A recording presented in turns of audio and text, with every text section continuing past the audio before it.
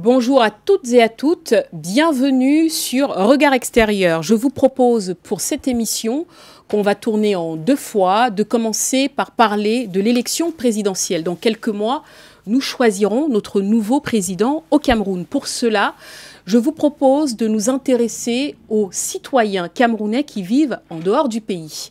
Ces Camerounais dits des Camerounais de l'étranger ou encore la diaspora camerounaise. Comment s'organise le vote pour ces citoyens?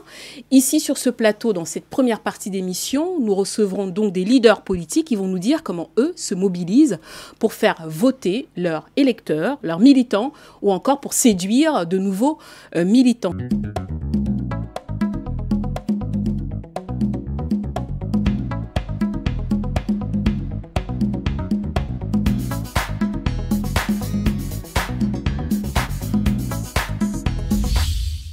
Je reçois donc pour parler de l'élection présidentielle en 2018, nous y sommes, Madame Véronique Lehmann. Je rappelle que vous êtes donc déléguée de la communication du RDPC, section Nord, en France. France Nord, pardon. Bienvenue sur ce plateau. Bienvenue à vous. Merci. Et puis je reçois également Monsieur Jean Crépin-Niamsi. Je rappelle que vous êtes porte-parole du mouvement Cabral Libye. Bienvenue Jean Crépin. Bonjour, merci Madame Orio. Je vous en prie. Rectif, porte-parole de Cabral. Ah, porte-parole de Cabral Libye, pas du mouvement. Non, d'accord, très bien. Eh bien, c'est entendu. Et puis, je reçois Monsieur Jean-Paul Tchakoté. Je rappelle que vous êtes représentant du SDF. Bienvenue. Bonjour à tous les téléspectateurs qui nous regardent. Je ne peux pas manquer d'avoir une pensée pour les populations du nord-ouest et du sud-ouest qui sont dans l'épreuve. Nous sommes auprès de vous, en particulier ceux de Kwakwa et de Kumbo, qui ont connu ces derniers jours des destructions importantes de leurs biens. Très bien. Alors, sans plus tarder, je propose de commencer. Je rappelle qu'au téléphone, donc, nous serons en ligne avec Moïse Esso, donc, qui fait partie du CODE, le collectif des organisations de la diaspora donc démocratique de la diaspora. Je rappelle que vous êtes en Belgique. Et puis nous aurons également Eric Tsimi Essono, qui est lui enseignant-chercheur et écrivain qui vit à Washington DC. Alors là, on a entendu tout à l'heure au téléphone donc monsieur Eric Tsimi Essono qui nous disait que lui, il n'a pas voté en 2011, mais qu'il se demande un peu si ce n'est pas une plaisanterie. Je m'adresse à vous tous ici sur ce plateau. Comment est-ce que vous faites-vous pour mobiliser votre électorat en France, en Allemagne, partout, à Kinshasa, à N'Djamena? Madame Lehmann. Bien, écoutez, avant de répondre à la question que vous me posez, permettez-moi de vous rappeler que nous vivons à l'étranger. Donc, c'était une organisation particulière. Nous avons écouté le témoignage de M. Essono qui nous donnait une définition assez fragile de la diaspora, aussi de la mobilisation des Camerounais à l'étranger, ce qui est l'essence même, je pense, du terme diaspora, si on part de la définition. La diaspora qui, au 5e siècle, était traduite par la dispersion des communautés juives qui vivaient à l'étranger. Le terme, c'est de plus en plus, est devenu extensible. Et si vous voulez, aujourd'hui, il a bien décrit le caractère atomisé, fragile de cette diaspora. En tout cas, pour nous, nous pensons que la meilleure définition, c'est celle de M. Verwoevijk, qui relève 2 critères, le critère de la territorialisation et le critère de la transnationalité. Donc, ça traduit là la difficulté de rendre un vote transnational. La plupart des constitutions des pays, que ce soit européens, du monde, ont conçu une conception assez native de la citoyenneté. Donc, mobiliser un électorat à l'étranger, c'est quelque chose qui a des enjeux financiers, logistiques, mais aussi des enjeux au niveau des missions diplomatiques. Je pense que tout au long de l'émission, nous attellerons à montrer que la définition même de la diaspora complique la tâche, les caractéristiques de cette diaspora, et ensuite la faire participer à l'élection demande une organisation spécifique et je dirais particulière. Monsieur Jean Crépin-Niamsi, Monsieur Jean-Paul Tchakoté, vous venez d'écouter, Madame Lehmann souligne avec pertinence la définition même du mot diaspora, la difficulté de mobiliser une diaspora. Comment vous faites-vous, Monsieur Jean Crépin-Niamsi? Je rappelle que vous êtes porte-parole uniquement du candidat Cabral Libye. Merci. Oui, je suis porte-parole de M. Cabral Libye. Au niveau de la diaspora, nous essayons de mobiliser les Camerounais Et nous appelons les Camerounais à aller s'inscrire massivement sur les listes électorales au niveau de l'ambassade. Et donc, pour le moment, c'est le seul travail que nous faisons, un travail immense, parce que normalement, ce travail était un travail que Elecam devait faire sur place, mais comme Elecam est complètement absent, et surtout que parfois les déplacements d'Elecam, il faut payer le transport, ce qui est encore dommage. Payer donc, le transport de qui? Des gens d'Elecam, des gens de l'ambassade. Donc, le mouvement 11 millions essaye de mobiliser des gens un peu partout. On a encore ces difficultés parce que les Camerounais qui sont hors de Paris et qui ne peuvent pas se déplacer, parfois on pose la question aux gens de l'ECAM, est-ce qu'ils peuvent se déplacer pour aller sensibiliser ces gens qui sont à l'extérieur? Ce n'est pas toujours évident, ce n'est pas facile. La dernière fois, on a essayé avec des gens en Nantes et qui ne pouvaient pas se déplacer. Et on a dit, est-ce qu'on peut recueillir les documents de ces gens? Parce que d'autres n'ont même pas la carte consulaire, pour essayer de mener cette démarche, c'est-à-dire d'inscrire ces gens, avoir des cartes consulaires et mener la démarche pour l'obtention de la carte électorale, ce qui n'est pas évident. Non, ils ne peuvent pas, on ne peut pas, donc c'est toujours compliqué. Les gens qui sont des Camerounais qui sont hors de Paris, beaucoup ne voteront même pas, ne viendront même pas. Peut-être ils sont pour... rejoindre notre ami Eric Essimi qui disait c'est complètement quelque chose d'inexistant, il n'y a pas de visibilité parce qu'il n'y a pas de promotion, il n'y a pas de communication autour de cette élection en 2018. Le mouvement 11 millions, par la voix de son leader Cabral Libi, il a boosté, et au niveau de la diaspora, nous boostons des choses, mais malheureusement, le message est encore difficile et très très loin d'être entendu par des compatriotes. Alors, si je résume vos propos, en fait, vous parlez de la commission électorale, donc Elecam, qui est quasiment absente. Ouais. Et est-ce que finalement, vous ne faites pas le travail de la commission électorale? Parce que vous avez commencé votre... je rappelle que Cabral Libi a commencé par lancer le mouvement 11 millions d'inscrits, pardon. Est-ce que finalement, lui, ne fait pas le travail de cette commission électorale et ça profite à tout le monde? Exactement, mais on fait le travail de tout le monde, c'est-à-dire on fait le travail du RDPC, on fait le travail du SDF, on fait le travail du MRC, on fait un travail, malheureusement, on a appelé ces partis politiques à nous rejoindre. Avant, ils nous ont contesté, aujourd'hui, eux tous, ils sont en train de faire, encourager les Camerounais à s'inscrire. Est-ce qu'il n'est pas tard pour eux, le message qu'ils sont en train de lancer aujourd'hui? Ce n'est pas grave. Nous, on était déjà sur le terrain, mais la difficulté que nous rencontrons au niveau de la diaspora, c'est ce que je vous ai expliqué tout à l'heure, les Camerounais de Paris, déjà, ont du mal à aller s'inscrire. Alors, il ne faut même pas parler des Camerounais hors de Paris, c'est-à-dire Nantes, Lyon, des villes qui n'ont pas. Parce qu'il faut se dire, en France ici, on a l'ambassade qui est à Paris et un consul à Marseille. Dans les autres villes, ils n'ont même pas la possibilité, pour certains qui n'ont pas la possibilité, et d'autres même qui ont cette possibilité, mais n'ont pas la volonté de se déplacer, le transport et tout ceci pour venir se déplacer, et pour venir s'inscrire à l'ambassade. Quelle est la démarche, quelle est la stratégie que Elecam a mis sur pied pour le faire? Non, il n'y a pas de stratégie. Au contraire, quand vous avez voulu sensibiliser 10, 15 personnes ou bien 20 personnes à l'extérieur, vous venez voir les gens d'Elecam. Alors, il y a 30, 40 Camerounais au niveau de Marseille, de Nantes par exemple. Qu'est-ce qu'on va faire? Bon, écoutez, il n'y a pas assez de moyens, Elecam n'a pas de moyens, Elecam n'a pas ceci, Elecam n'a pas cela, on ne peut pas se déplacer. Donc, il y a ce problème. Il faut s'inscrire dans les listes électorales, mais comment amener ces gens à venir s'inscrire sur les listes électorales dans la mesure où on ne nous donne pas la possibilité de récupérer les documents de ces gens pour venir s'inscrire sur les listes électorales. Il faut que ces gens se déplacent. Et ces gens n'ont pas la volonté de se déplacer parce qu'ils estiment qu'ils dépensent leur argent, ils dépensent leur énergie et le système est en place, c'est-à-dire malgré leur vote, malgré leur inscription, le vote ne va pas. Pour eux, ils sont déjà fatalistes dans la tête, c'est-à-dire... Très bien. Alors, on est bien d'accord, vous parlez de tous les citoyens camerounais, c'est-à-dire que là, j'ai demandé comment est-ce que vous allez faire pour mobiliser des voix pour voter pour Cabral Libi. Donc, pour l'instant, vous mettez tout le monde au même niveau. Hein. Ça concerne tous les Camerounais, tous les citoyens camerounais qui vivent à l'étranger. On estime que quand on fait un travail sur le terrain, ça ne veut pas dire que tous ceux qui ont demandé d'aller s'inscrire vont voter automatiquement Cabral Libi.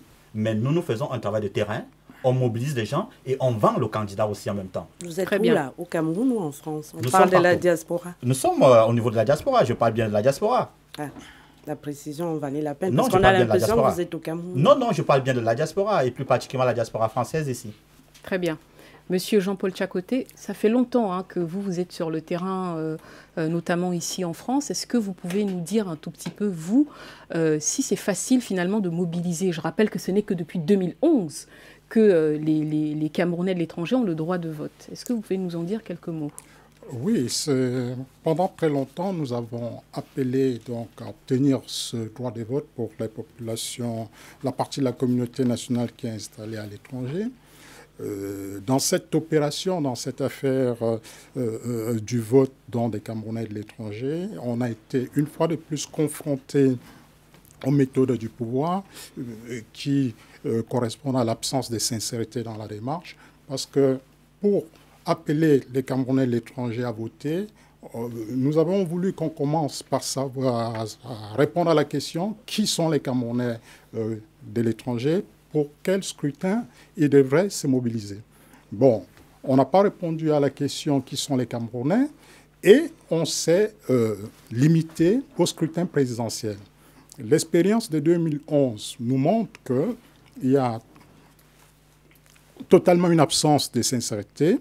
Je vous rappelle que le candidat qui a été déclaré élu, M. Paul Biya, a obtenu sur l'ensemble du territoire métropolitain français 711 voix. 711 voix, c'est moins d'un Camerounais sur 100 qui vit en France, c'est-à-dire une totale illégitimité de notre point de vue.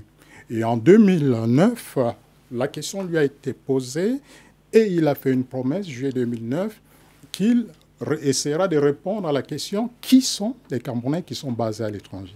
Donc on revient sur la question donc, comment dire, la possibilité d'avoir une autre nationalité quand on est Camerounais. Et à ces questions, il n'y a pas de réponse. Je ne pourrais pas m'engager dans des définitions théoriques comme notre compatriote Madame Lehmann s'y est engagée, parce que si elle avait regardé cette loi, elle se rendrait compte très vite que le Code de la nationalité camerounaise a un aspect, comment dire, sexiste qui devrait la choquer en tant que femme, parce que nous n'acceptons pas... Sexiste, c'est-à-dire il y a une distinction dans le Code de la nationalité camerounaise entre un homme et la femme. La femme est présentée comme un être inférieur à l'homme qu'on devrait assister. Donc on lui accorde des faveurs. Et lorsque je regarde sur le terrain, que ce soit en France ou au Cameroun, les femmes sont très nombreuses à porter la responsabilité des familles. Et je dis bien que ce soit pour ceux qui sont basés ici ou pour ceux qui sont basés au Cameroun. Donc, il y a une priorité absolue à définir déjà qui sont les Camerounais de l'étranger, comment doit être organisée dans cette communauté, la partie de cette communauté nationale qui est basée à l'étranger. Et c'est pour cela aussi qu'ils pourront voir de quelle manière on les associe à la marche du pays. Pour l'instant, nous assistons à un électoralisme qui profite à une personne, parce que par rapport aux événements... À la personne de M. Biya, nous ne l'avons pas cherché pendant très longtemps, et les quelques personnes obscures qui l'entourent. Parce que notre pays vit des moments très difficiles, et nous avons vu qu'à aucun moment, le débat n'a été engagé pour essayer d'y trouver des réponses. Au contraire, ces personnes qui apparaissent de temps en temps, c'était pour dire, surtout, pas de débat. On ne débat pas des questions, du problème très difficile, le problème dit anglophone qui se passe avec des morts qui s'augmentent de jour en jour. Et puis, si on pose la question, qui sont les Camerounais qui sont à l'étranger, qui sont Camerounais, on assiste plutôt à l'expulsion de tels, à l'interdiction du territoire de tels autres. Tout cela est dans la confusion. Et je veux dire, du point de vue de l'étranger, M. Biya apparaît totalement illégitime, 711 voix en France, 16 000 électeurs, comment dire, qui ont validé leur vote en 2011, c'est-à-dire soit moins de 3 Camerounais sur 1000 de l'étranger. Et à un moment donné, il faut se poser des questions si on est dans la bonne voie, si on est dans le bon chemin. Très bien. Vous contestez carrément les dernières élections, vous pointez une irrégularité. Clairement, avant que je passe la parole à M. Moïse Esso, donc, qui est avec nous par téléphone, je voudrais savoir, autour de cette table, est-ce que vous avez tous voté en 2011? Jean Crépin. oui, j'ai voté en 2011. D'accord. Monsieur Mais Jean-Paul j'étais Tchakoté. pas en France, j'étais au Canada. Je me suis engagé dans le suivi, comment dire, de l'opération. Est-ce que vous avez voté en 2011? Je ne l'ai pas fait. Je n'ai pas fait l'opération, mais j'étais très présent. Mais pourquoi vous n'avez pas voté en 2011? Parce que je ne me suis pas engagé dans cette affaire à cause de la confusion qui régnait autour de l'opération. Pardon, nous parlons de l'élection de 2018. Alors, il me semble que nous Madame Lehmann, est-ce que vous avez voté en 2011? C'était la première, c'est quand même, on est obligé de revenir sur l'histoire, même si dans le deuxième plateau qu'on aura, effectivement, on aura largement le temps de parler de cela, mais c'est important de savoir. C'était une première historique, ça a été demandé depuis des années. Je viens d'entendre... Avez-vous voté en 2011? J'ai voté en 2011. Très bien. Je viens d'entendre, excusez-moi. Je vous en prie, allez-y. Sur un plateau, donc c'est important d'éclairer les Camerounais. Je viens d'entendre que dans le Code de la nationalité, la femme est traitée comme un être inférieur. Chaque pays a ses lois et ses codes. La loi de 2012, qui a fait réforme de notre code électoral, donne une possibilité à la femme camerounaise qui, il me semble que même au Cameroun, la société est patriarcale, qui épouse un étranger qui a une autre nationalité, donne la possibilité à la femme camerounaise de pouvoir voter dans son pays d'origine, de pouvoir participer à l'élection présidentielle. Est-ce que c'est une façon de rendre la femme, de la minoriser? Je ne pense pas. Je pense que le président Paul Biya a une conception bien plus élevée de la femme, quelle qu'elle soit d'ailleurs.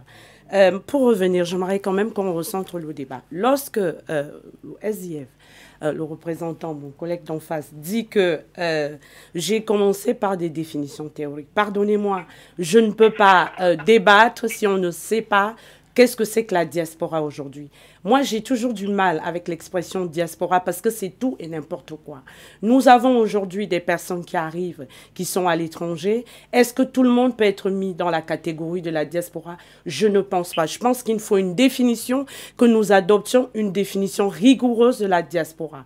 Qu'est-ce que j'entends par là? J'entends par la diaspora pour qui un État organise des élections transnationales qui coûtent quand même cher ou qui demandent de la logistique. C'est quand même une modalité démocratique de transfert, de mode d'exercice des droits de la citoyenneté. Moi, je ne peux pas faire autrement que de commencer par des définitions théoriques qui disent de quoi on parle. De quoi on parle aujourd'hui? On parle d'un pays, le Cameroun, d'une loi, celle du 13 juillet 2011, d'un président de la République, le président Paul Biya, qu'on le veuille ou pas, qui a décidé de donner le droit de vote à ses compatriotes qui sont à l'étranger. Ça a été une bataille et ce n'est pas quelque chose de simple parce qu'il faut s'organiser de manière financière, il faut des bureaux de vote crédibles, il faut toute une logistique qui organise ces choses-là. Maintenant, une fois qu'on a dit ça, on peut toujours être contre ce que fait le président Paul Biya ou pas. Une fois qu'on a dit ça, il faut des modalités pour que ce vote ait lieu. Et on nous a posé la question aujourd'hui, en 2018, comment est-ce qu'on prépare des élections présidentielles? Si vous voulez revenir en 2011, c'est très bien, l'histoire, c'est très bien, on la connaît tous. Mais aujourd'hui, comment en 2018, on va se mettre autour de cette table, les Camerounais qui respectent leur pays, pour préparer ces élections? Il n'y a pas que l'élection présidentielle. Je rappelle ici qu'il y a un calendrier qui est sorti avec des dates. En avril, il y a des sénatoriales. En septembre, il y a des élections législatives. En octobre, on a les élections présidentielle. Le calendrier est clair avec les dates de convocation du code électoral. Alors qu'on vienne me dire qu'on n'est pas clair, qu'on ne le sait pas, enfin je ne sais pas dans quelle société on vit. En tout cas, moi, le parti dans lequel je suis, les choses sont claires et on nous demande aujourd'hui comment on s'organise. La question autour de cette dame, c'est comment on s'organise. Alors si l'opposition ne s'organise pas, moi j'ai envie de dire que le RDPC s'organise. Il y a un calendrier qui est sorti. Il y a des réunions qui se préparent. Il y en a eu une le 18 janvier à Yaoundé. Nous, on en a fait une à Orléans le 20 janvier et on continue à se préparer pour se préoccuper des problèmes des Camerounais. Voilà pourquoi moi je suis sur cette table. Très bien, s'il vous plaît, avant qu'on continue, j'aimerais qu'on passe la parole donc à Moïse Esso. Vous avez donc écouté ce premier tour de table. Est-ce que vous pouvez nous dire, vous, en Belgique, comment ça s'est passé? Est-ce que vous avez voté déjà en 2011? Bon, en 2011, je n'ai pas voté, mais j'ai été à l'ambassade du Cameroun pour démontrer la mauvaise organisation de cette élection. Et pour ceux qui connaissent, qui s'en souviennent, il y a eu quand même quelques reportages, notamment de Canal 2. Le régime, l'ambassadeur du Cameroun à l'époque ne nous a pas laissé entrer n'a pas voulu nous laisser entrer et a mandaté la police pour nous mettre en arrestation pendant toute la journée, et nous avons été libérés vers 19h lorsque le vote a été terminé. Donc voilà, c'était ma participation à l'élection de 2011. C'était de venir démontrer qu'il n'y avait pas les bulletins de tous les candidats, que la manière dont le vote était organisé n'était pas déjà conforme, y compris à la mauvaise loi de l'ELECAM. Mais on a refusé que nous puissions faire cette observation citoyenne. Et c'est ce qui s'est passé. Donc voilà, ma participation au vote de 2011, c'est celle-là. Je n'ai pas à m'en glorifier, ni même à le regretter. C'est un fait. D'accord. Pour revenir à 2018, oui. Je trouve un peu surréaliste, excusez-moi, d'entendre tout ce que j'ai entendu, parce que il y a une partie du Cameroun qui n'est pas en paix. Nous sommes en train de parler d'élections. Je me demande si c'est l'élection du Cameroun oriental ou si nous parlons de l'élection du président de la République du Cameroun, qui est la République qui va de Bamenda jusqu'à Bertois et qui quitte de Mora jusqu'à Tiko. En d'autres termes, est-ce que nous sommes en train d'imaginer que cette élection va se passer à Manfé comme elle va se passer à Yaoundé? Est-ce que ça nous importe de savoir si ça va se passer à Manfé comme ça va se passer à Yaoundé?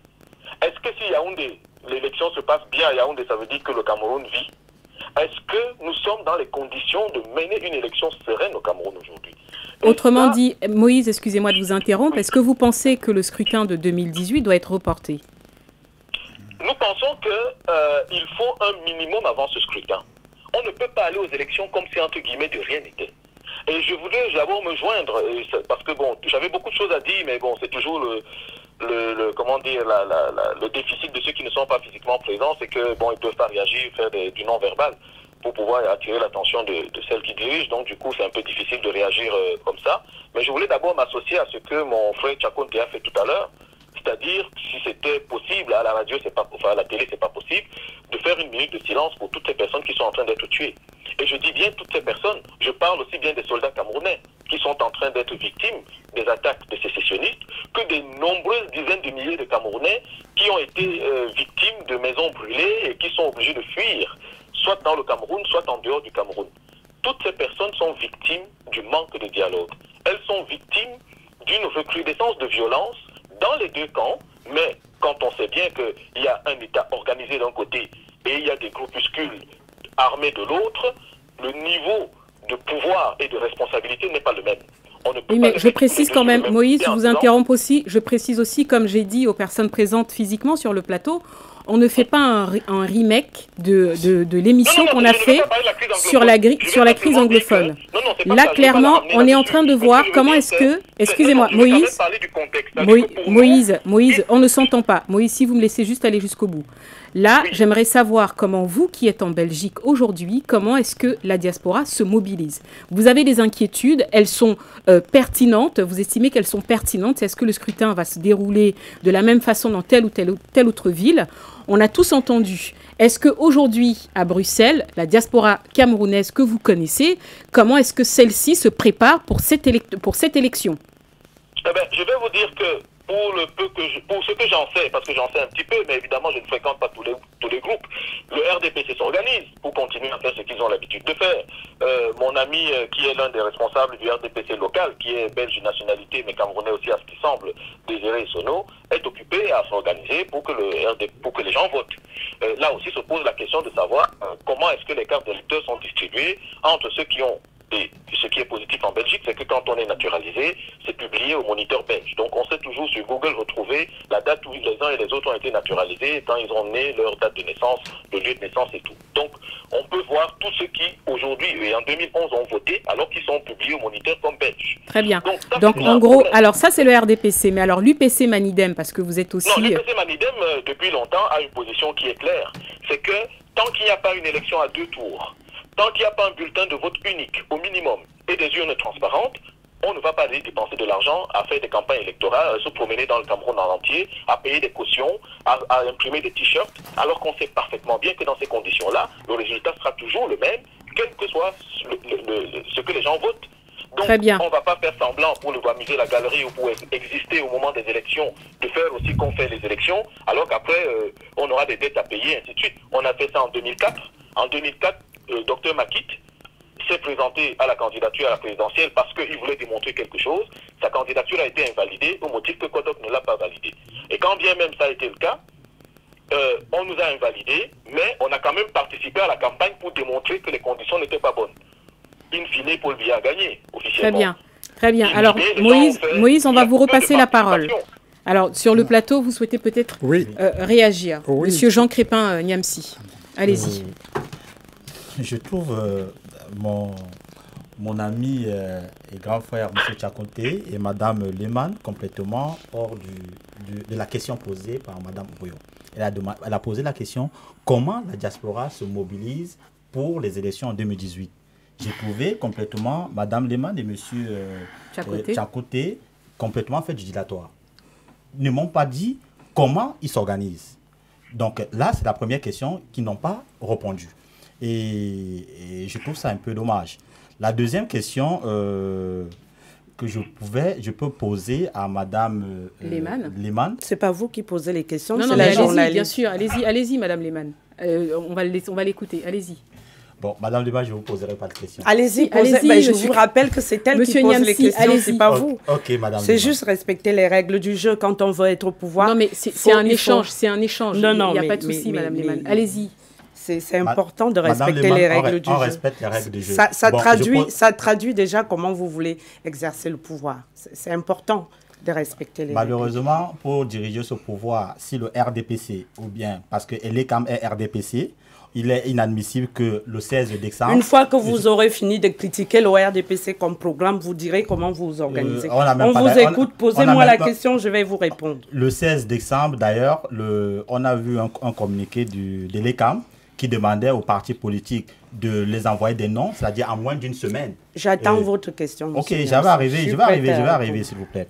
En moins d'une semaine, l'ECAM demande aux partis politiques, adressez-nous les noms des personnes qui peuvent siéger dans le comité, donc j'appelle ça le comité de l'ECAM.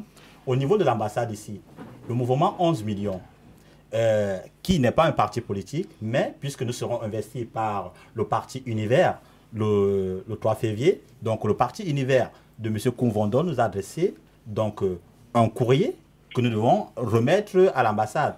Malheureusement, comme ils sont des gens qui aiment toujours rester seuls, on est allé déposer le document, ils nous ont dit qu'on est arrivé tard. Bah, ça, c'est un autre problème. Ça. Non, ce n'est pas notre problème. Et vous êtes en train de répondre à la question, là. Comment vous vous organisez? Ça fait partie du processus. C'est-à-dire, quand on se retrouve aujourd'hui qu'on veut organiser des élections, il n'y a pas d'entente au sein du parti. Vous n'avez pas été. Qu'est-ce qui se passe clairement? Exactement, c'est ce que je veux vous expliquer. Quand on se rend compte qu'on veut aller aux élections en 2018, mais parlant de la diaspora, au niveau de l'ambassade, au sein de l'ECAM, il n'y a que le RDPC qui se retrouve. Il n'y a aucun parti politique. Et qu'un parti politique veut être observateur, veut voir comment ça se passe, la conception, l'inscription sur les listes électorales. Et quand on arrive, ils nous disent que non, vous êtes arrivé en retard, on ne peut plus vous accepter parce qu'ils veulent être le seul parti politique à contrôler la machine électorale au niveau de la diaspora en 2011. Madame Lehmann est là. Est-ce qu'il y avait un autre parti politique que le RDPC au sein de l'ECAM? Monsieur Niamsi. C'est ma question. Monsieur Niamsi, j'attends votre question. On va juste laisser Madame Lehmann. Ensuite, on va écouter Moïse. D'abord, il ne m'a pas posé de questions. Et comme il ne pose pas de questions, je vais lui répondre. Poser la question. Pardonnez-moi, mais nous sommes en 2018. 7 ans sont passés. S'il vous plaît. Vous n'avez pas de questions à me poser. Mais moi, j'ai une question. Monsieur Niamsi, on va la laisser parler. Monsieur Niamsi, c'est désagréable d'entendre tout le temps des plaintes des autres partis politiques. S'il vous plaît. J'ai lu quelque part que vous vous organisez pour des élections présidentielles, que vous êtes en train de faire une plateforme. S'il vous plaît, organisez-vous pour qu'enfin on ait une élection démocratique. Et si au sein Parce de que vous vous plaignez tout le temps. Je suis désolé. Vous organisez les élections au niveau de la diaspora. On la laisse juste terminer et après on va écouter comment vous vous organisez, Monsieur Kabalibi? Comment vous vous organisez pour être candidat, pour avoir des votes à la présidentielle?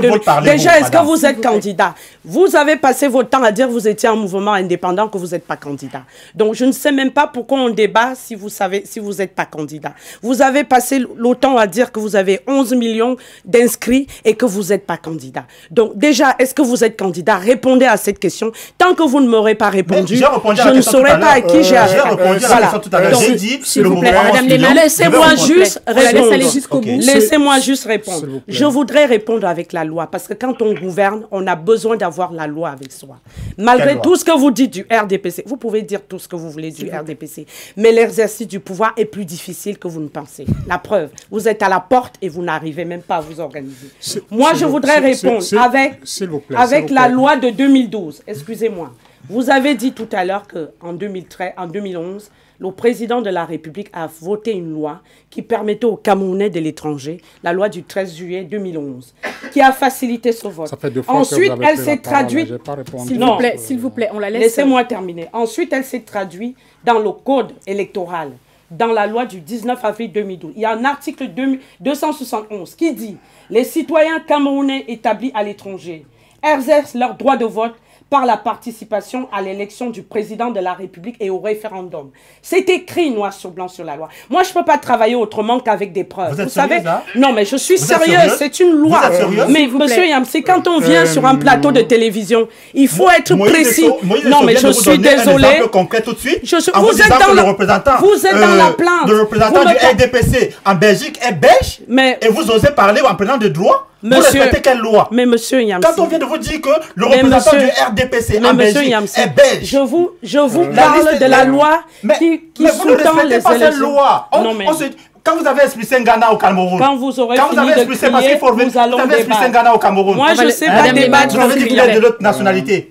Et vous laissez que les gens de l'autre moi, je ne sais pas débattre en criant. J'ai des faits précis, j'ai des articles. Monsieur Yamsi, quand on vient sur un plateau, il faut être précis et se préparer. C'est dans ma tête, j'ai pas besoin. Ah bah, donc, écoutez-moi, mais on ne peut pas débattre. Moi, je suis obligée de me baser sur la loi. Si vous ne respectez pas la loi d'un pays, on ne peut pas. Franchement, avec ça, on ne va pas aller loin. Merci, Moïse. Ce sont des décrets d'application, monsieur. Alors, on va laisser monsieur Tchakoté parler, s'il vous plaît. J'aurais beaucoup du mal à intervenir dans une atmosphère comme celle-là. Nous sommes regardés par des millions de personnes et c'est surtout à ces personnes qu'il faut penser. Si nous voulons nous disputer, je pense qu'il y a des cafés, des bars dans le coin et puis nous pourrons offrir ces spectacles là-bas. Allons à l'essentiel, monsieur Tchakoté. Alors, je voudrais répondre donc aux différentes évocations.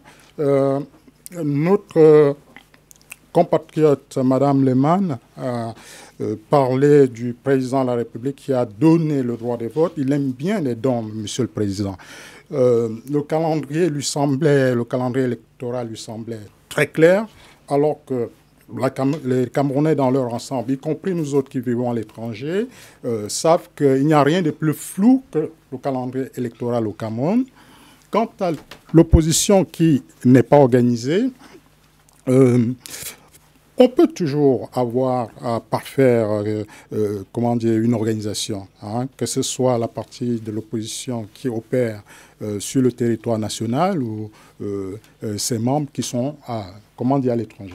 Je peux profiter donc de ces petits temps parce que notre congrès est sans cesse reporté et j'ai l'occasion ici... Le congrès du SDF? Oui. Et pourquoi il est reporté? Pour des raisons de sécurité, de l'insécurité qui règne à Bamenda et autour de Bamenda. Comment vous allez faire? Mais vous parlez du congrès à l'extérieur. Là, on parle de ce qui concerne la diaspora. Oui. La cuisine interne, c'est très bien, c'est intéressant aussi, mais ce sera dans le cas d'un autre débat. OK. Revenons donc sur... Comment vous mobilisez-vous ici votre électorat et je vous ai dit citoyens? Que pour ce qui concerne un scrutin comme celui-là, surtout que nous avions pour l'instant qu'une seule expérience, qui a des préalables. Et si on saute ces préalables pour, n'est-ce pas, se précipiter dans des considérations techniques, on ne va pas résoudre le problème.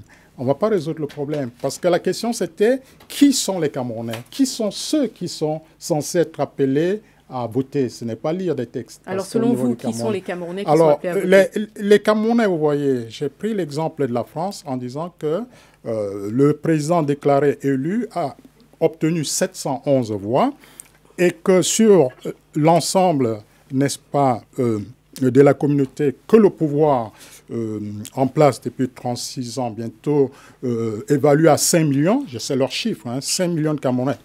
Je ne sais pas si c'est le chiffre qui leur vient souvent. Si sur 5 millions de personnes, il y a 16 000 personnes qui votent, il y a un problème. Donc il y a un problème.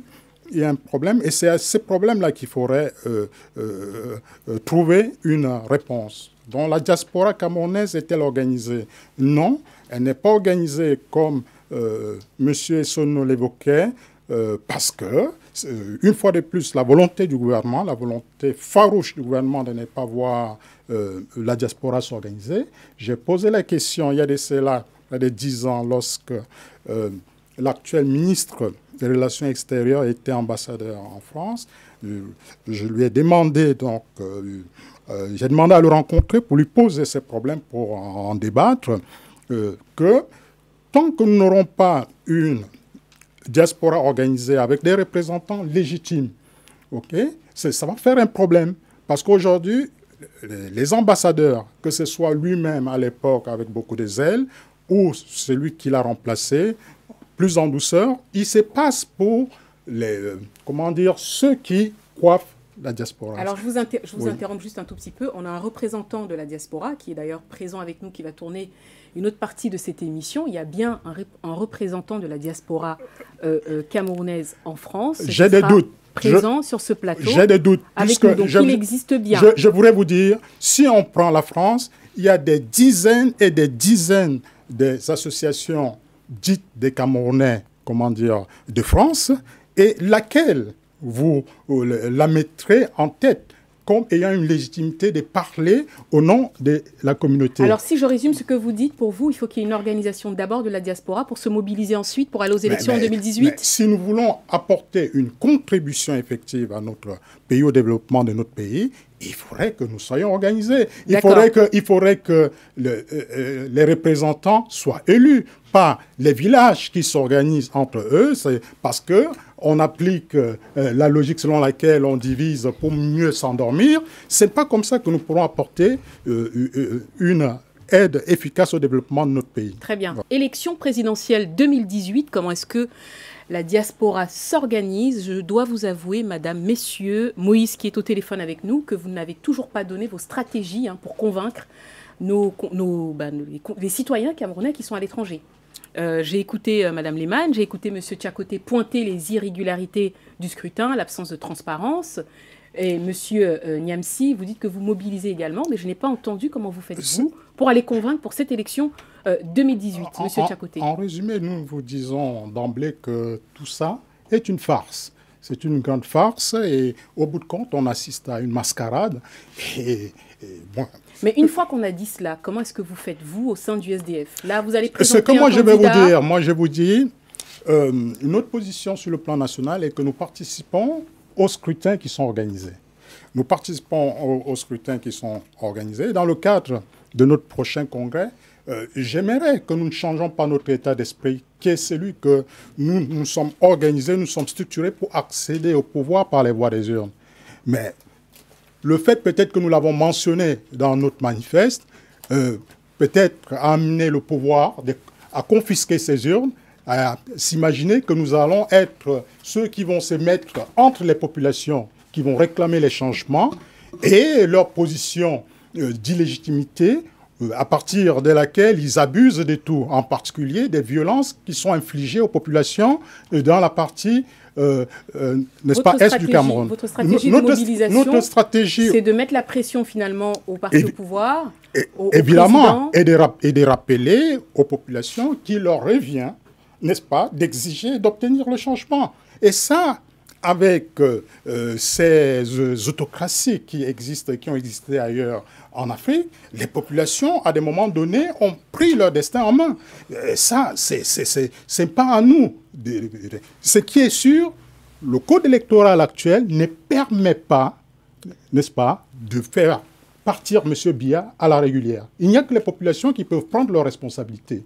Donc, en s'organisant autour, n'est-ce pas, des urnes, et ailleurs. Ici, nous avons vu en France la même chose. On a vu la présence, n'est-ce pas, de l'ambassadeur qui tenait à s'assurer des résultats, mais avec un résultat qui, à la fin, est totalement dérisoire. Parce que batailler comme ils ont eu à le faire, mobiliser des cars entiers pour arriver à 711 voix, c'est ridicule.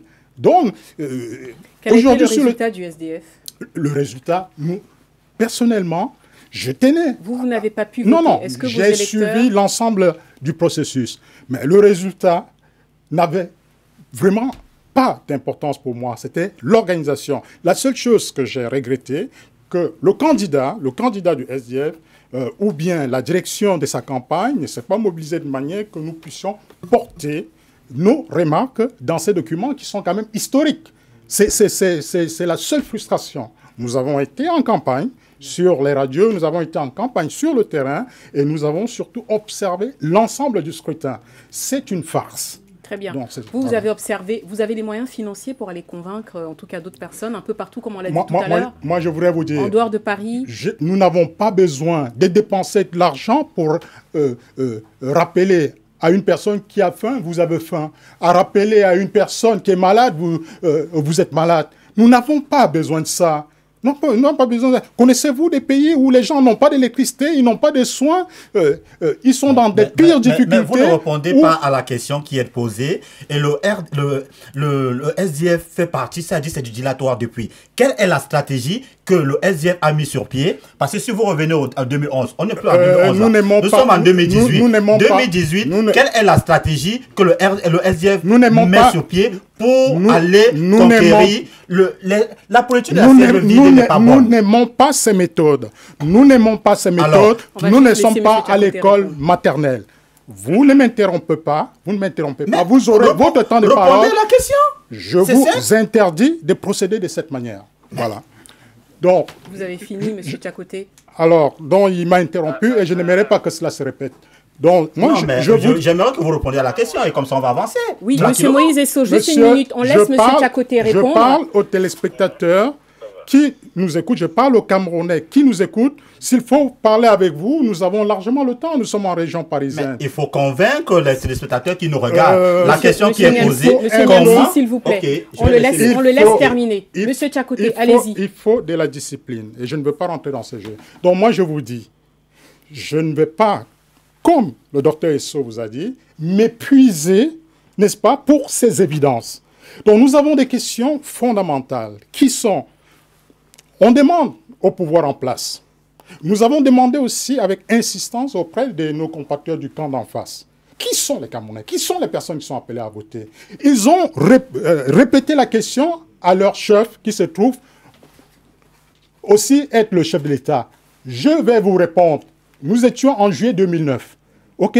Donc presque 9 ans plus tard, il n'a pas toujours trouvé le temps de répondre. Il y a quand même une avancée. Depuis 2011, on peut voter. Je ne vois pas d'avancée. Le docteur Nyamding, qui est membre du comité central en visite en France, a constaté que les 2 présidents des sections françaises du RDPC avaient aussi la nationalité française. Okay? Que 80% des militants, ce sont ces paroles, là je ne fais que le reproduire, j'ai la bande son donc, et la vidéo, et 80%, ce sont ces chiffres, avaient une nationalité autre que camerounaise. Et que si on applique la loi que je condamne, la loi antinationale, la loi qui est, n'est-ce pas, anachronique, qui est en place, tout cela, ça n'a pas de sens. Donc vous voulez dire que les personnes qui ont voté, certaines personnes du RDPC, avaient une double nationalité, mais ont quand même pu voter. C'est ce que vous soulignez. C'est évident, mais je ne veux pas rentrer, c'est dérisoire. Moi, je ne les considère pas comme des non-camerounais. C'est le pouvoir qui met en place une loi où il les considère comme des non-camerounais, et en même temps, il viole allègrement le dispositif. Nous sommes documentés et nous continuerons à nous documenter. D'ailleurs, j'ai mis en garde que si cela continue, parce que jusqu'à présent, on ne le faisait pas. Et ils le feront tout seuls. C'est-à-dire qu'ils vont chaque jour dire qui sont les responsables, n'est-ce pas, proches du pouvoir, qui sont les responsables, membres du RDPC, qui ont en même temps une nationalité étrangère. Très bien. Voilà, c'est eux qui le feront. Alors, mais si ça continue, nous nous associerons. Dans l'ordre, Madame Lehmann a demandé la parole. Ensuite, on passera la parole à Moïse Esso, quand même, qui est au téléphone avec nous. Madame Lehmann, vous nous avez posé une seule question. Comment on s'organise pour les élections? Est-ce que vous, le RDPC, vous avez des moyens financiers pour aller convaincre l'électorat? Vous nous avez parlé d'Orléans. Est-ce que vous avez énormément de moyens financiers, par exemple, pour le faire? Une élection, c'est pas d'abord les moyens financiers. Une élection, c'est le projet de société qu'on présente. Mais comment l'électeur se déplace? C'est une question qui se pose. Je vous ai parlé des réunions préliminaires. Il y a eu une première réunion au comité central le 18 janvier. Nous, on est obligés de suivre la stratégie de Yaoundé. Pour le coup, on n'a pas le choix. Dans un parti, il y a de la hiérarchie. Donc, il y a eu une réunion au comité central le 18 janvier 2018. Nous avons organisé une à Orléans, la section RDPC France Nord, qui s'est basée sur une certaine stratégie. Alors, vous n'allez pas nous demander de donner des armes pour savoir comment on va à la bataille. Clairement, est-ce que vous avez plus de moyens financiers? Vous me dites non. Nous n'avons pas plus de moyens financiers. Je rappellerai que les militants de la diaspora sont les seuls militants qui ont un travail en dehors de l'État camerounais, puisqu'on entend souvent que le RDPC est confondu avec l'État. Donc, je voudrais rappeler ici que les militants de la diaspora... Non, c'est important de rappeler ici qu'il y a une différence entre les militants du RDPC, de la diaspora, et l'État camerounais. Les militants de la diaspora à l'étranger sont des militants qui ont un travail en dehors de l'État camerounais. C'est important de le rappeler. Mais donc, pourquoi vous soulignez ce détail? Parce que, en permanence... chacun utilise sa bourse pour... Chacun utilise sa bourse, ses moyens financiers pour mobiliser, pour promouvoir. C'est important de le dire. Pour promouvoir le RDPC. C'est important de le souligner. Donc, ce ne sont pas les deniers publics qu'on utilise? Non, pas du tout. C'est important de le dire, de le rappeler qu'il n'y a pas que des militants qui utilisent des deniers publics. Comme on a souvent l'occasion de le dire, comme on le dit souvent très profondément en dénigrant les militants du RDPC. Vous n'avez pas une caisse du parti? Donc, au RDPC, si vous m'interrompez en permanence... Oui, mais je vous pose des questions, on est obligé de comprendre. Vous me demandez si nous avons des moyens financiers pour organiser. Je vous réponds non. Les militants de la diaspora utilisent leur bourse personnelle pour mobiliser des personnes que nous sommes capables de convaincre pour l'élection. C'est important, c'est important ce que je vous souligne là. Parce qu'en permanence, on confond le RDPC et l'État. Donc je rappelle que les militants de la diaspora, de l'étranger, sont les seuls qui connaissent, qui font la différence entre le parti et l'État, qui ont des règles éthiques, qui ont le sens de l'intérêt général, qui utilisent leur voiture personnelle. C'est important de savoir qu'il y a des militants au RDPC qui ont le sens de l'éthique, de l'intérêt général, de la justice sociale et de la solidarité. Donc c'est vraiment un militantisme de proximité basé sur le non-financement des deniers publics. Ça, c'est important, avant de répondre à votre question. Donc, il y a eu le 20 janvier une réunion à Orléans de la section France Nord à partir d'une stratégie qui nous permet aujourd'hui d'exploiter le contexte parce que l'environnement de la diaspora est précaire. Les choses évoluent. Souvent, les populations de la diaspora viennent pour un temps, c'est des étudiants. Certains restent pour travailler. Et comme on a débattu tout à l'heure, il y a des nationalités différentes. Et je pense que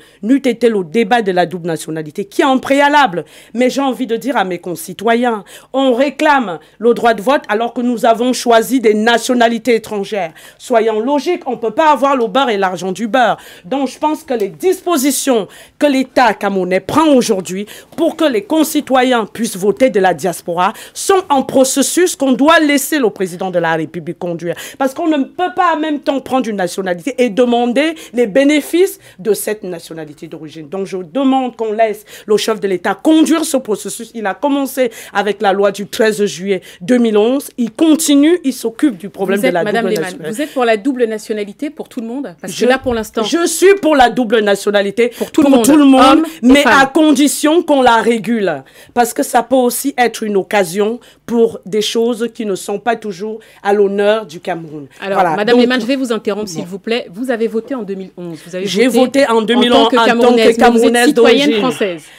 J'ai voté en tant que citoyenne camerounaise par la nationalité de mariage que j'ai acquise. Très bien. Oui, non, s'il vous plaît, monsieur Tchakoté. Vous ne m'avez pas laissé Madame finir. Lehmann, et ensuite c'est le code de la nationalité parce que c'est écrit article 273. Bien sûr. Les femmes, les épouses de personnes étrangères ont le droit de voter en tant que Camerounaises d'origine. Mais est-ce que vous entendez quand même cette plainte des citoyens qui parlent de cette double nationalité qui pose aussi un problème? Je l'entends. Est-ce que vous l'entendez? Est-ce que vous, au sein du RDPC, vous faites... Nous l'entendons tellement bien qu'il y a une nationalité à double vitesse parce que nous avons nos joueurs de football qui ont cette double nationalité déjà.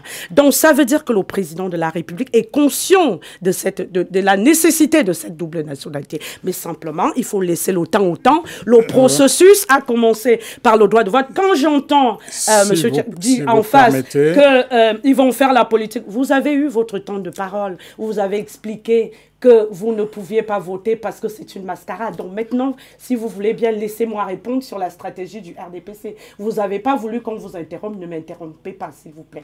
Les mêmes règles s'appliquent pour tout le monde. Je ne pense pas Monsieur avoir Moïse, s'il vous plaît. Avant d'arriver dans... Donc, je redis, monsieur Niamsi, s'il vous plaît, Moïse Esso va parler. c'est assez désagréable d'interrompre tout le monde. Donc, je redis que nous avons été à Orléans, puisque j'étais supposée être sur votre plateau, dont je n'ai pas été. Néanmoins, j'ai envoyé une stratégie électorale qui dit 3 choses. Qu'il faut étudier le contexte aujourd'hui qui a changé.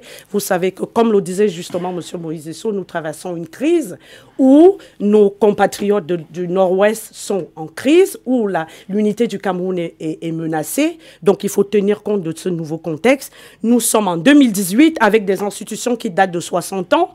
Donc, le RDPC, dans sa partie prospective, réfléchit sur les réformes à faire, malgré le fait que nous devons convaincre nos citoyens. Mais nous devons être au fait de leurs préoccupations. Pour ce qui est de la diaspora, nous avons des compatriotes qui sont dans des problématiques qui sont autres que celles de nos compatriotes qui sont au Cameroun. Donc, nous réfléchissons sur comment mieux intégrer nos étudiants qui, des fois, arrivent dans des conditions difficiles. Comment mieux travailler avec nos missions diplomatiques, parce que ça aussi, c'est un enjeu que nous devons étudier. Comment travailler main dans la main pour inscrire nos compatriotes sur les listes électorales.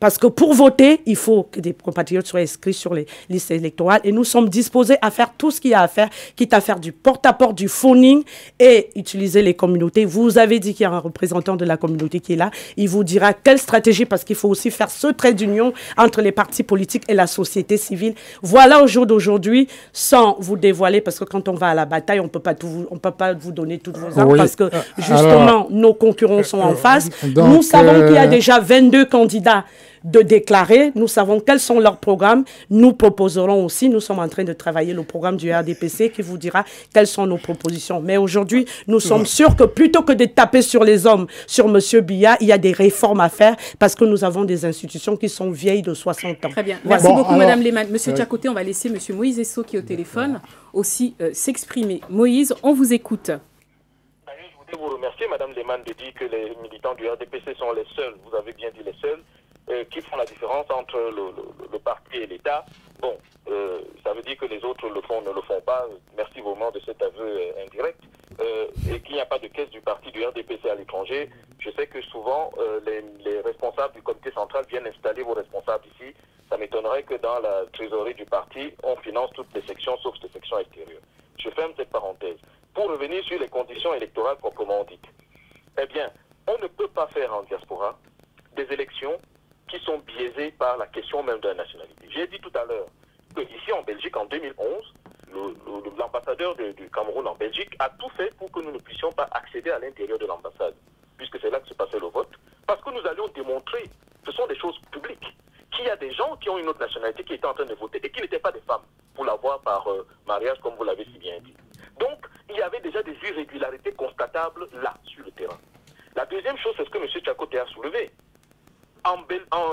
Il n'y a pas longtemps, je ne sais plus qui était ministre à l'époque des Affaires étrangères, son nom m'échappe, qui avait lancé une première consultation de la diaspora et qui parlait notamment, entre autres, d'à peu près 4,5 millions de Camerounais en diaspora. Évidemment, Camerounais est apparenté, hein. J'imagine que ce n'est pas tous qui ont une nationalité, mais en tout cas, il y avait au minimum 4,5 millions de Camerounais. D'après les chiffres de ce ministre des Affaires étrangères, ça me reviendra. Et puis, parmi eux, il y a au minimum, plus de 200 000 qui ont toujours la nationalité camerounaise en France. Et il y en a 700 ou 1000 qui s'inscrivent. Quand M. Tchakoté disait 1%, ce n'est pas 1%, c'est 0,1%. Ce qui signifie quoi? Qu'il y a une perte totale de crédibilité de ces élections au sein de la diaspora. Donc, dire qu'on mobilise des gens, c'est vraiment un effet, excusez-moi, c'est un non-sens. Parce que mobiliser 0,1%, ça ne s'appelle pas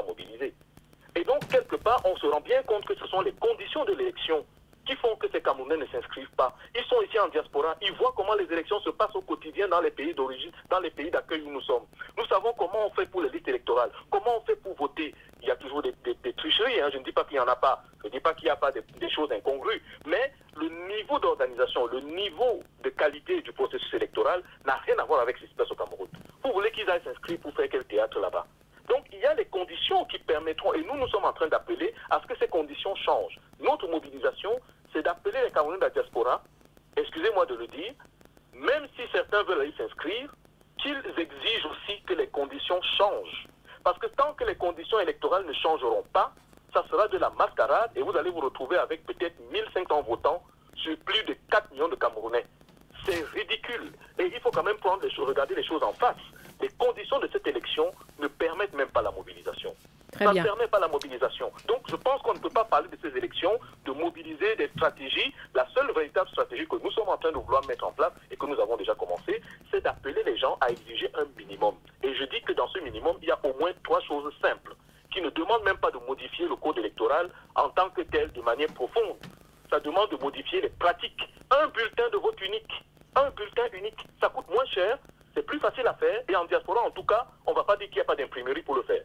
Donc un bulletin unique, des urnes Très bien. transparentes. Et les 2 autres mesures, pour finir? Et les autres mesures, ça demanderait quand même de modifier le code électoral. C'est au minimum l'élection à 2 tours. Parce qu'en réalité, quand on fait l'histoire de la candidature unique, parce que ça aussi, ça va venir bientôt, on dit, oh, il faut une candidat unique. Ce sont des... Excusez-moi, c'est un piège à con, si je peux ainsi m'exprimer à la télévision. Excusez-moi pour les enfants qui nous écoutent peut-être. C'est un piège à con. Même quand tous les candidats, les grands candidats vont s'aligner derrière un seul, M. Biya va en susciter 3 autres, à qui il va donner des pourcents pour justifier qu'il a fait comme en 92, qu'il a gagné avec 40% et que le deuxième est venu avec 35%. Et il va donner quelques pourcents à tous les autres. C'est un leurre dans les conditions électorales actuelles. Très Une bien. élection à 2 tours, ça permet que celui qui a gagné, celui qui est au premier tour, celui qui arrive en tête, si jamais les conditions permettent effectivement que le résultat est conforme à ce qui se passe dans les urnes, tout le monde va se mettre derrière celui-là et il n'y aura pas de petits candidats à côté. Parce que le second tour, c'est 1 contre 1. Alors, Très bien. au premier tour, Merci beaucoup Moïse. Merci beaucoup Moïse Esso. Je rappelle que vous êtes avec nous par téléphone. Messieurs, est-ce que justement vous avez constaté tout ça? Parce que là, depuis tout à l'heure, on pointe ce qui ne va pas. Est-ce que vous avez, vous mis en place un nouveau défi? Vous vous êtes dit quand même, il y a un objectif. Vous nous avez parlé du mouvement 11 millions d'inscrits, pardon. Est-ce que vous avez, quels sont les chiffres? Vous êtes arrivé à quel chiffre aujourd'hui? Il y a combien de Camerounais qui sont inscrits sur les listes grâce à votre mouvement? Grâce à notre mouvement, je ne peux pas vous donner le chiffre à l'heure actuelle, mais nous mobilisons des gens pour atteindre un chiffre important pour aller aux élections présidentielles. Et d'ailleurs, je viens d'apprendre tout à l'heure que notre congrès prévu à Ngaoundéré, le 3 février, a été annulé par le système en place. Donc, on voit encore que la démocratie n'est pas respectée dans notre pays. Mais là, on parle du vote des Camerounais. C'est pas de l'étranger. C'est l'impact, comme Mme Lehmann a dit tout à l'heure, c'est l'impact des Yaoundé qui réjaillissent au niveau... Ça, c'est de la cuisine interne, mais ça n'a rien à voir. Oui, au niveau de... Non, c'est pas la cuisine interne. Vous n'êtes pas prêt. Des Yaoundé qui... vous n'êtes pas prêt, monsieur Yamsi. Si. Bon, vous avez réussi à mobiliser combien de personnes pour s'inscrire sur les listes électorales? On mobilise énormément, mais comme j'ai dit tout à l'heure, il est difficile de vous donner un chiffre tout simplement. Pourquoi? Parce que j'ai donné un exemple tout à l'heure avec l'ECAM. On a fermé l'ambassade. Au niveau de l'ECAM à Paris. Oui. Et l'ECAM vous a empêché composé que des gens du RDPC.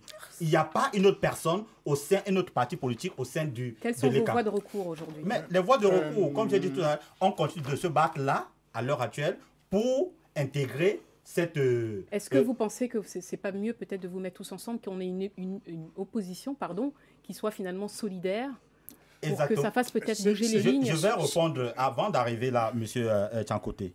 Déjà, le mouvement 11 millions, donc j'aurais pu parler, moi, parce que Libye sera investi par le parti Univers pour les élections présidentielles. Nous avons demandé des primaires de l'opposition pour envoyer un seul candidat à l'élection présidentielle. Malheureusement, le SDF, ils nous ont d'ailleurs dit la dernière fois, je vais paraphraser leur phrase, ils ont dit l'océan ne se verse pas dans le fleuve, mais c'est le fleuve qui se verse dans l'océan. Donc, c'est des petits partis qui doivent venir. Il n'y a plus de partis politiques, des grands partis politiques et des petits partis politiques aujourd'hui au Cameroun. Donc, pour moi, pour cette élection présidentielle 2018, le mouvement 11 millions avec le parti Univers se mobilise énormément, mais malheureusement, on a un handicap sérieux. Et l'ECAM, déjà au niveau de la diaspora, et l'ECAM doit laisser d'autres partis politiques siéger. C'est pour rebondir aussi et répondre à M. Tchakoté qui dit on va aux élections pour y aller. Mais il faut avoir une stratégie. M. Biya est très fort pour les sièges vides. Moïse venait de dire ça tout à l'heure. Si l'opposition n'envoie pas si l'opposition n'a pas de candidat, le RDPC va fabriquer des candidats. Ça fait 25 ans. Le RDPC va fabriquer des candidats. Ça fait 25 ans que ça dure. Exactement. Le RDPC va fabriquer des candidats. Oui, vous allez intervenir après, M. Tchakoté. Le RDPC va fabriquer les candidats, il va envoyer les candidats. Alors, il faut mettre une stratégie. Vous ne pouvez pas... Vous n'arrivez même pas à vous entendre. Vous ne pouvez pas aller aux élections. Vous pouvez pas aller aux élections, mais ne même pas être au sein de la commission électorale indépendante. C'est déjà une première chose. Pourquoi vous voulez aller aux élections? Pour contribuer, pour aider M. Biya à légitimer son vote? Non. Donc, je trouve déjà que la stratégie du RDPC, du SDF, est une stratégie très nulle. Il faut... Mais pourtant, vous vouliez vous associer au SDF. Mais nous avons demandé, ce n'est pas une association. Mais vous êtes trop nous voulons la légitimité du peuple. Vous ne pouvez pas vous entendre. Les autres demandent, il faut des négociations. Cabral Libi n'est pas candidat à une élection, à un poste de ministre. Cabral Libi demande la légitimité par le peuple. Seul le peuple peut donner la légitimité. Le RDPC, le SDF, le MRC, ils disent qu'ils sont populaires. Ils sont représentés partout au Cameroun. Cabral Libi les demande. Venez, puisque vous êtes populaire, vous êtes sûr de me battre. Venez aux primaires. Si vous êtes sûr, allons aux primaires. Ils refusent tous. Ils cherchent, ils passent par derrière pour dire allons faire une coalition négociée. La coalition négociée, s'il vous plaît, je vais terminer. C'est encore de la faute de M. Biya. S'il vous plaît, c'est la faute du RDPC parce que le RDPC passe le temps à donner les malais d'argent à ces petits partis pour diviser ceci. Or, Cabral Libi, il demande le pouvoir. Le pouvoir de Cabral Libi viendra par le peuple. Et il demande pas de négociation. Il n'est pas candidat à un poste ministériel. Il est candidat à une élection présidentielle. Et puisque le SDF, le MRC et d'autres partis politiques, le CPP, l'AFP aujourd'hui avec Akeremouna, estiment qu'ils sont populaires, ils ont de la notoriété, ils sont représentés un peu partout au Cameroun. Et si il faut encore voler cette expression du SDF qui disait c'est le fleuve ne se verse, l'océan ne se verse pas dans le fleuve, donc eux sont un grand parti politique. Mais venez au primaire, venez nous montrer votre force.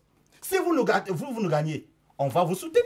Mais ils ne veulent pas, ils veulent négocier et dire bon, nous sommes les plus grands partis, alors nous serons candidats pour aller aux élections. Je vais terminer pour répondre, s'il vous plaît. Non, monsieur Niamsi, c'est moi qui donne la parole. Vous aurez votre temps de parole après, s'il vous plaît.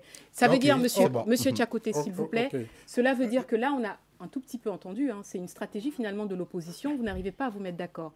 Est-ce que vous validez justement cette affirmation qui dit que les petits partis ne veulent pas, les grands partis comme le vôtre, ne veulent pas justement rejoindre les petits partis pour former une opposition plus forte face au pouvoir? Vous savez, il y a une situation de fond qui se pose sur le terrain.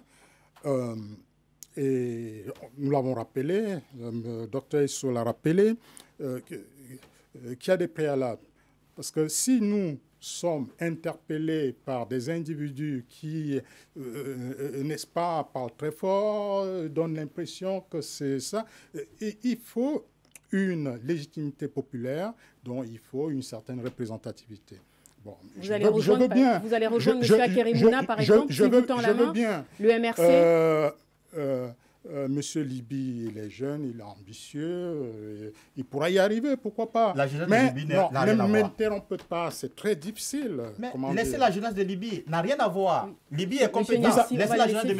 Libi. Vous avez dit des choses très déplaisantes. Vous avez vu que je n'ai pas bougé à un seul moment. Mais je ne vous ai pas injurié. N'injuriez pas M. Libi. Il est compétent. Ça, c'est votre interprétation. Monsieur Tchakoté, allez-y. Donc, je disais que l'enthousiasme des uns et des autres, pourquoi pas, nous l'avons connu. Nous sommes sur le terrain depuis 1990, comme vous savez. Donc, ça fait un certain nombre d'années. Moi, ici en France, j'y suis depuis 1992, ayant dirigé la section pendant plus d'une demi-douzaine d'années. Bon, je veux bien qu'il y ait un renouvellement, qu'il y ait des jeunes, mais que des jeunes soient des personnes réfléchies. Je vais aller... un certain nombre d'années. Est-ce que vous répondez, est-ce que M. Akeremouna, par exemple, est-ce que vous lui tendrez la main? Je veux dire, nous avons... Le MRC, M. Kamto. Nous avons, une fois de plus, dit que ce qui est important, c'est une élection à 2 tours. C'est fondamental dans notre pays. C'est fondamental. Il faudra aller vers cela. Parce que le reste, on ne peut que s'appuyer sur la représentativité. Je ne sais pas quelle est la formulation qui vous conviendrait, d'accord? Si à chaque scrutin, le SDF à lui seul représente, c'est-à-dire a un soutien populaire qui dépasse l'ensemble, je dis bien l'ensemble de tous les autres réunis. Qu'est-ce que vous voulez qu'on vous dise d'autre? Et dit comme cela à tous les scrutins. Bon, cela dit, revenons ici en France sur un certain nombre d'affirmations qui ont été avancées par Mme Lehmann. Les fonds financiers dont on prêterait, n'est-ce pas, au RDPC en France et à l'étranger. C'est pas faux. Vous aviez une pratique très connue des manipulations des espèces, que ce soit le jour des scrutins ou lors de vos fêtes, ici en France. Ah, d'accord. Et nous avons constaté, nous l'avons dénoncé avec beaucoup de force, et ça n'a pas changé, que l'ambassade du Cameroun à Paris apparaît toujours comme le siège du RDPC. Ce n'est pas très convenable, ce n'est pas un esprit républicain. Vous avez beau dire que vous faites la différence entre le parti RDPC et l'État du Cameroun. Et là, nous avons l'exemple d'une confusion majeure. Et si l'actuel ambassadeur est beaucoup plus élégant dans ces pratiques, le fond reste le même, puisque son supérieur hiérarchique est celui qui a apporté beaucoup du zèle dans le mélange, n'est-ce pas, du fonctionnement de ces 2 structures qui sont censées être distinctes. Ça veut dire que pour vous, donc le RDPC, est-ce que vous pouvez expliquer, être un peu plus explicite? Alors, vous parlez des pratiques de manipulation de l'espèce, ça veut dire quoi? Oui, cela veut dire que ces pratiques clientélistes qu'on connaît avec nos populations appauvries par ces gens-là, à qui on sert 1 kilogramme de riz, un poisson séché. En France, on a presque tous à manger. Et ici, si vous ne l'avez pas noté, qu'à chacune de ces manifestations, il y a des repas qui sont offerts, ainsi de suite. Mais alors vous, comment vous faites justement pour combattre cela? J'ai dit publiquement, et je le répète ici, c'est une occasion supplémentaire, qu'il faudrait, au moins pour ceux qui sont ici en France, qu'ils disent non, nous n'organisons plus rien à l'ambassade du Cameroun. Nous n'organisons plus rien. Donc, je dis, parce que certaines autres organisations politiques auront tendance à dire il faudrait qu'on nous accorde aussi la possibilité d'organiser. Je dis non. Il faudrait que l'ambassade reste un espace républicain, que les partis quittent l'ambassade. Il faut que ce soit clair. La commission électorale et les CAM. En ce qui concerne la commission, mon voisin a beaucoup insisté sur le fait qu'il n'y avait aucun représentant lors des scrutins ou autres. Je ne crois pas que ce soit très vrai. Il y a eu des membres d'autres partis qui ont supervisé les scrutins, le dernier, qui vont superviser le futur. Je ne parle pas de supervision. Je ne parle pas de supervision. Je parle de la constitution des membres de l'État. Je ne parle pas des scrutateurs. Je parle à l'heure actuelle, c'est-à-dire pour concevoir une liste de l'ECAM. Est-ce que vous pouvez écouter pour une fois? Non, parce que ça vous arrange, parce que vous avez l'impression que ça va sur votre voix. Vous avez beaucoup du mal à vous discipliner. On va laisser finir. Vous avez beaucoup du mal. Vous faites l'économie de la vérité. Vous avez beaucoup du mal. Bon, permettez-moi de continuer.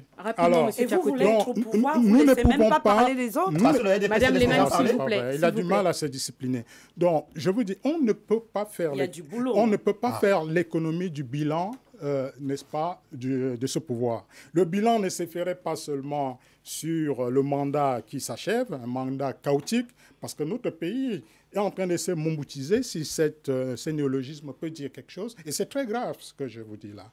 Donc, le momboutisme, c'est-à-dire cette décrépitude, c'est-à-dire ces chaos qui s'annoncent et qui se précisent à chaque fois.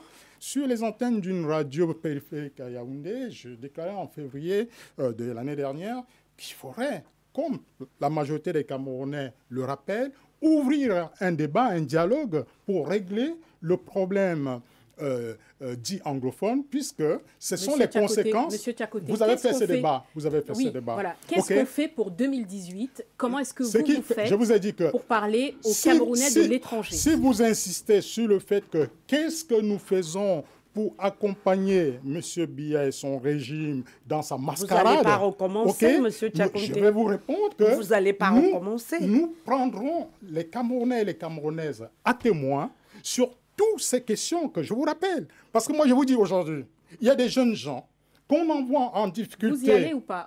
Là, vous allez voter en octobre. Notre position de principe, elle est claire. Nous participons à l'ensemble des scrutins qui s'organisent. Très bien. Très bien. Voilà.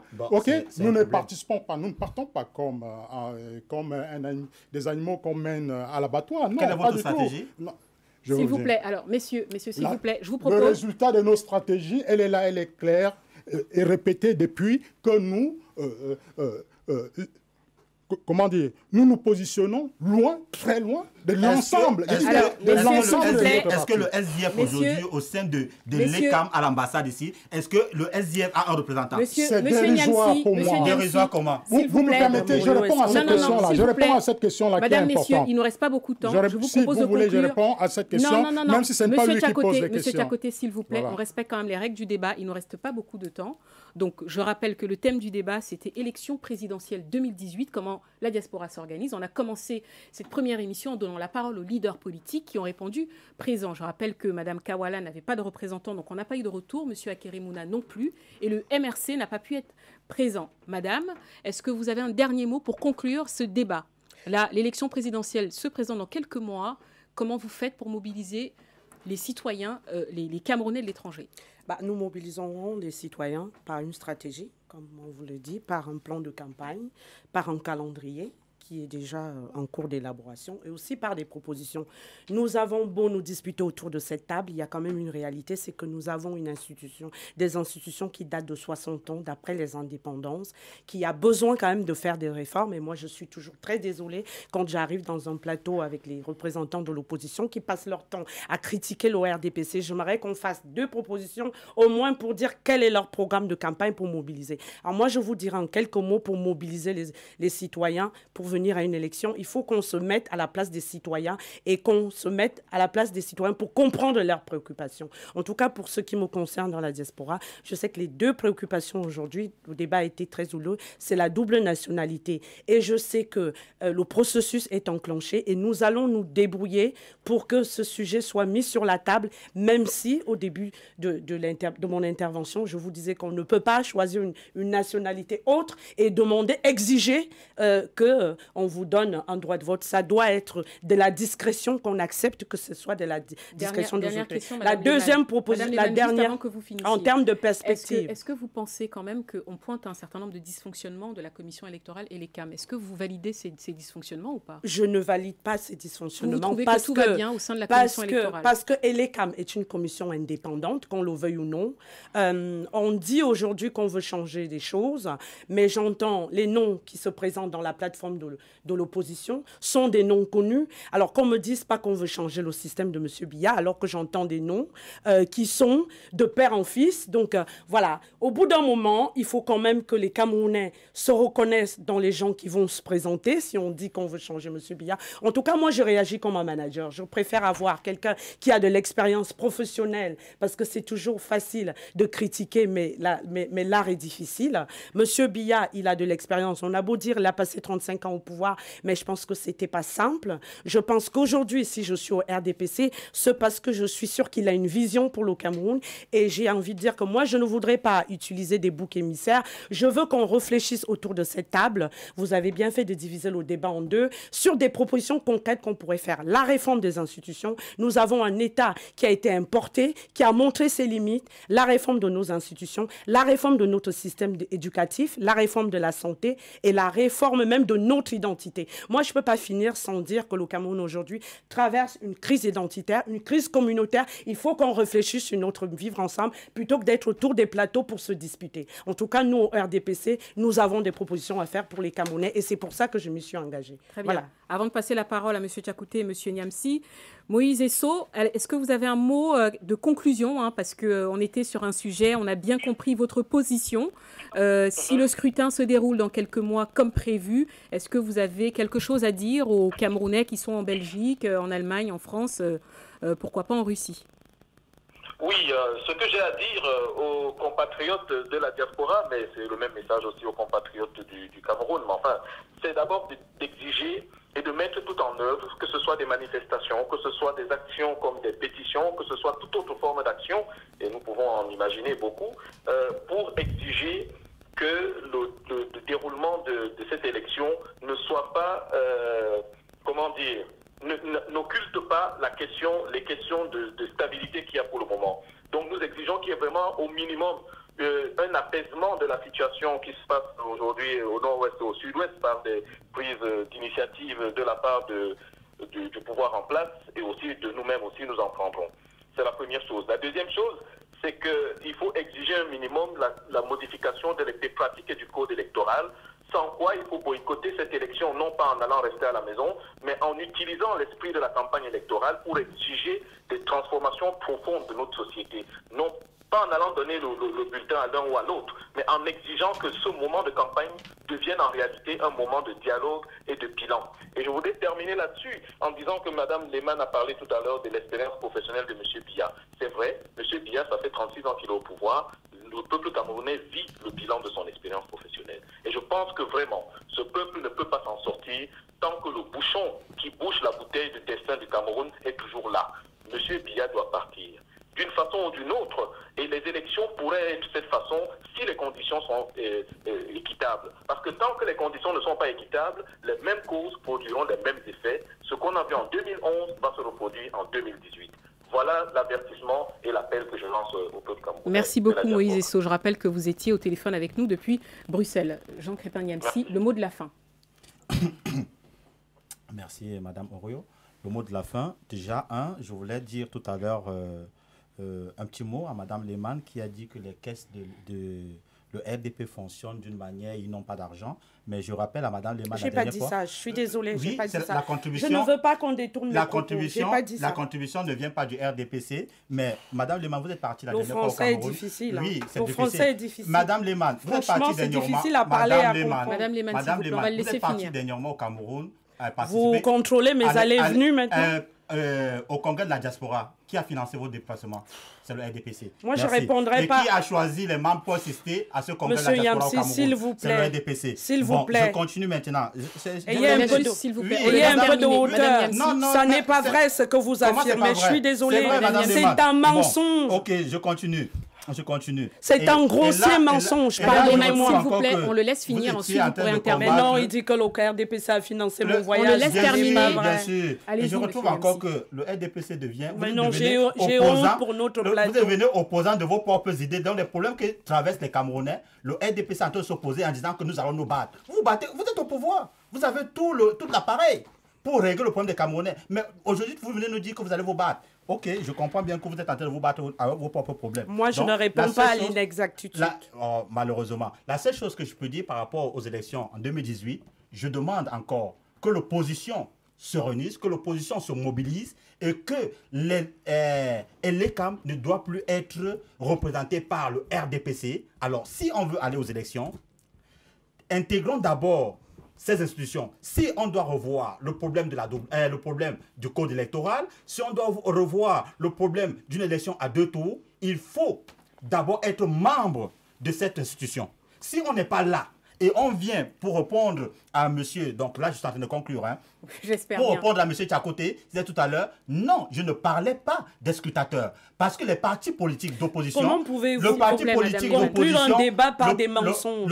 Les partis politiques d'opposition ont cette erreur, malheureusement, ils viennent être des scrutateurs. Or, on demande, c'est-à-dire si je n'ai pas participé à la fabrication d'une voiture et je viens juste être conducteur de cette voiture, j'aurais biaisé le débat. Alors on demande comment les listes électorales sont conçues. Je prends un exemple. En 2011, j'étais au Canada. J'ai participé. J'ai même fermé l'ambassade du Cameroun au Canada. Il faut vous renseigner. Et dans la liste sur la liste électorale, il y avait le nom des personnes qui étaient déjà mortes. les personnes qui sont rentrées au Cameroun, qui étaient dans cette liste. Donc ça veut dire que si tu n'étais pas présent, si vous n'avez pas participé au départ, il y aura cette liste que le RDPC, ou bien l'ECAM du RDPC, parce que j'appelle les deux, ils sont confondus, à Paris ici, ils vont nous produire une liste avec les Camerounais qui sont rentrés au Cameroun, les Camerounais qui vivent ici, les Camerounais sans papier, tout ça, après, pour venir nous dire, à la fin, et on va voir les partis politiques venir être des scrutateurs. Mais vous êtes des scrutateurs, vous allez assister là. Mais la liste est déjà conçue. La liste, elle est conçue. Très bien. Et c'est ça le problème. On a compris. Merci beaucoup. Monsieur Diakoté, le mot de la fin, rapidement. Oui, très rapidement. J'ai apprécié un certain nombre de propositions qui ont été faites. Par Mme Lehmann ou par M. Niamsi. Je ne veux pas citer les personnes parce qu'après encore ils vont se chamailler. Par l'ORDPC. Madame Lehmann, s'il vous plaît. C'est-à-dire qu'il faudrait clarifier donc, la question la nationalité. Je n'aime pas utiliser l'expression double nationalité. Que l'enfant d'un Camerounais ou d'une Camerounaise soit Camerounais sans que cela se discute, quelles que soient les autres nationalités. Nous avons estimé qu'il est nécessaire que les Camerounais qui sont basés à l'étranger aient des représentants élus, que ce soit pour les représenter dans leur fonctionnement au quotidien ou pour les représenter auprès de notre Parlement.